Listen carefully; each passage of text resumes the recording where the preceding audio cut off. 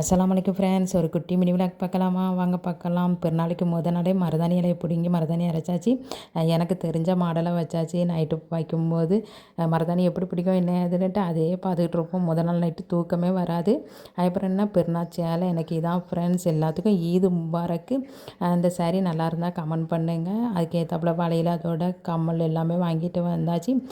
எங்கள் ஊரில் வந்து ஈது பெருநாள் தொழுகை வந்து 8:30 மணிக்கு 8 மணிக்கே தக்பீர் கட்டிடுவாங்க. அதனால் போயாச்சு. அதுக்கப்புறம் என்னென்னா போயிட்டு அல்ஹம்துலில்லாஹ் நல்லபடி உறவினர்களுக்கெல்லாம் பிறநாள் வாழ்த்துக்கள் சொல்லிவிட்டு அவங்க வீட்டில் கொஞ்ச நேரம் டைம் ஸ்பெண்ட் பண்ணிவிட்டு அப்படி வீட்டுக்கு வந்து பிரியாணி செய்யவும் ரெடி பண்ணியாச்சு.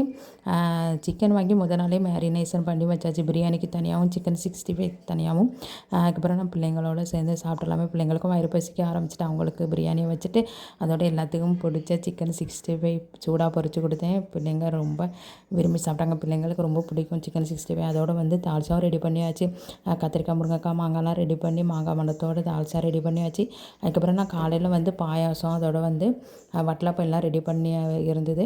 அப்புறம் சிக்கன் பிரியாணி வச்சு சாப்பிட்டுட்டு அதோட ஒரு பாயாசத்தையும் குடிச்சாச்சு ஃப்ரெண்ட்ஸ். எங்களுக்கு இப்படி தான் பெருநாள் போச்சு. இந்த வீடியோ உங்களுக்கு பிடிச்சிச்சுன்னா லைக் பண்ணுங்கள்.